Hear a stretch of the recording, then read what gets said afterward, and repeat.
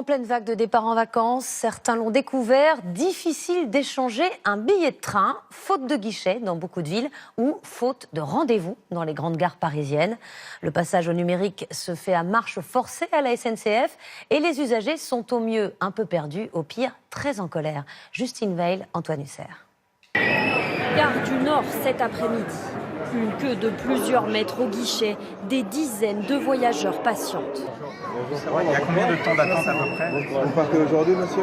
Oui. Parce que là, départ du jour, on va dire, vous avez à peu près 1 heure d'attente. Même scénario, gare Montparnasse un peu plus tôt. Alors il y a 1 heure d'attente si vous passez auprès d'un guichet, sinon sur une borne automatique c'est environ 2 minutes.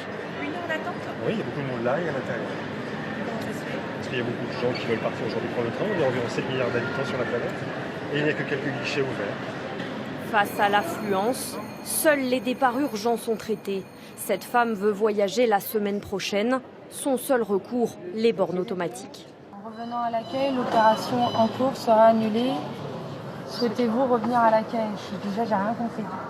C'est énervant que maintenant, il n'y a pas quelqu'un quand même pour aider. Comment ferait une personne qui ne sait même pas se servir d'un ordi, quoi.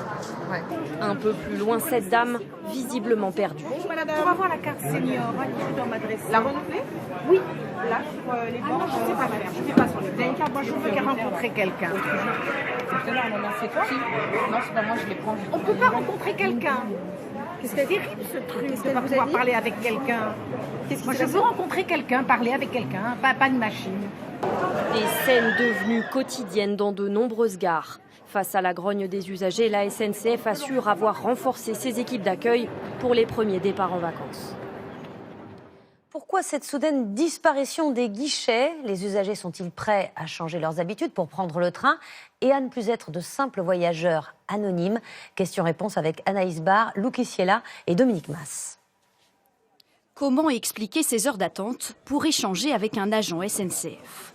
Y a-t-il aujourd'hui moins de guichets? En gare ces dernières années, de nombreux guichets ont baissé le rideau définitivement. Dans la région Grand Est, une gare sur 3 ne possède pas de guichet. Moins de guichets et moins de personnel.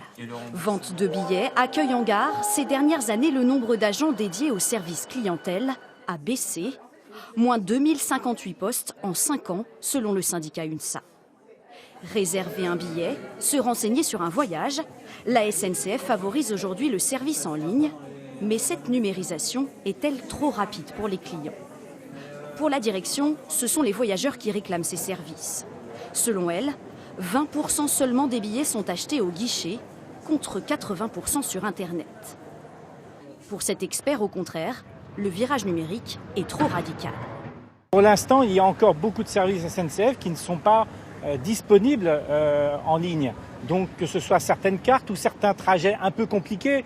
Au moment de partir en vacances, de nombreux Français font des trajets qui demandent 2-3 correspondances. Et là, sur les sites en ligne, c'est beaucoup plus difficile. En mai dernier, juste avant les grands départs, la SNCF a aussi changé les prix de ses abonnements.